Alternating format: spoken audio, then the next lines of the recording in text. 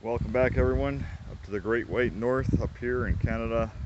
Today I want to look at the rear hatch, something that I came across this summer with Rick Rowan from Calgary. We were taking a rear wiper out and we noticed that there's a difference in the hatches. I don't think anybody has really noticed this before, other than you got your regular 76 to 79 style hatch with your lock hook on the bottom, lock on the top.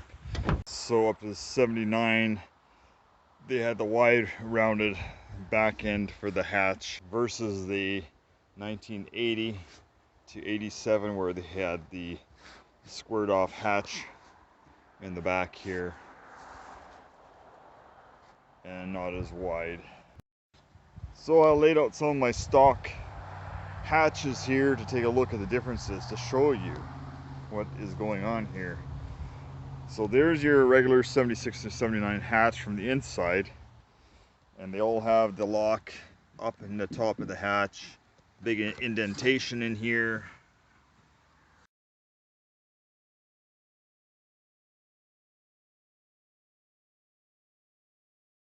So the first generation versus the second generation, which I would call it the second generation, being it's the 1980 to 82, it is a little bit wider on both edges.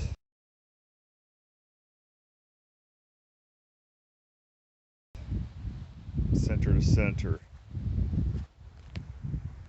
Now the reason I call this one the second generation is this is what I just figured out this summer with Rick, was that 80 to 82 was the only years that the rear wiper was optional and available.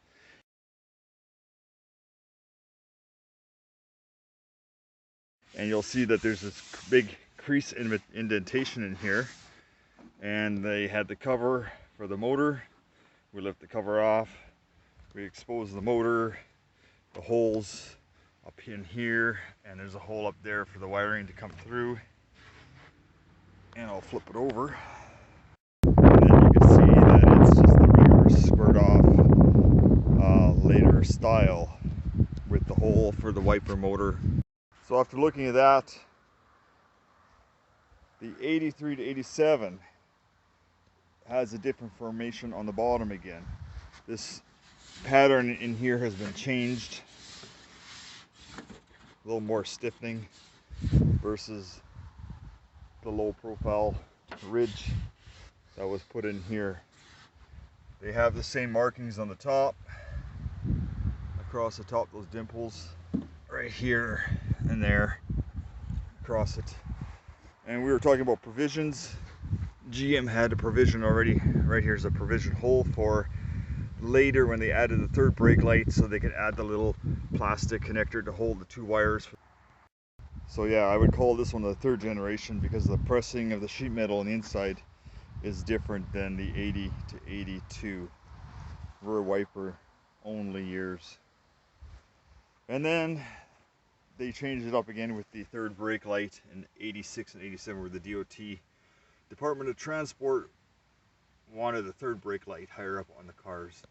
And you can see over here, there's that screw that holds the little connector, plastic to hold the wiring. So they had the brake light here, rear defog here, it was grouped together. And the brake light shared the same ground where they soldered the ground to the rear defrost. The ground also went over to the third brake light, so they shared that connection. So there you go. There's the differences with the hatches.